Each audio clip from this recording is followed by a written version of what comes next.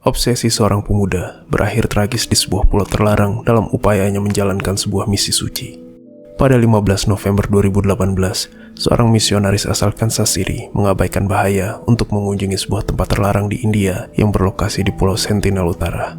Pemerintah setempat telah menetapkan pulau itu sebagai area terlarang selama bertahun-tahun.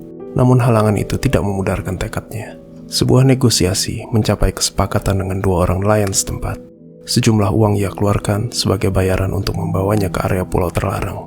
Setelah perjalanan membawa mereka mendekati lokasi area, seorang nelayan mengatakan bahwa mereka tidak akan membawa pemuda itu sampai ke bibir pantai, mengingat suku pedalaman pulau tersebut dianggap berbahaya dan bisa menyerang kapan saja.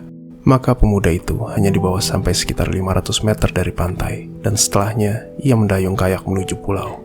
Suku asli pulau tersebut menyadari kedatangan pemuda itu. Suasana tegang menyelimuti keadaan. Pemuda itu berupaya untuk lebih bersahabat dengan mencoba memberi ikan dan hadiah kepada mereka.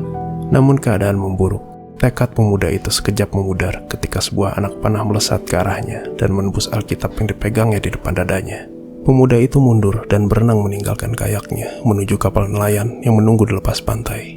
Dalam perdebatan batin, pemuda itu merasa bahwa misi suci yang diembannya tidak bisa ia tinggalkan. Namun di sisi lain, ia sadar bahwa nyawa adalah taruhan dalam menggenapi misinya.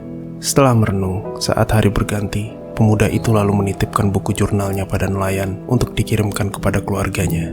Ia juga meminta agar kedua nelayan itu tidak perlu menunggunya lagi setelah ia meninggalkan kapal untuk berenang kembali ke pulau itu.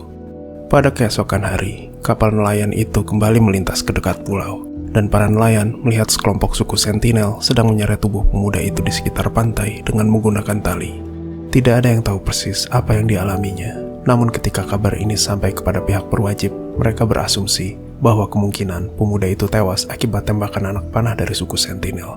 Polisi juga berkata bahwa sulit untuk menjemput jasadnya karena besar potensi terjadi korban lagi, mengingat bahwa suku Sentinel Utara sangat agresif dan selalu menolak kedatangan orang luar.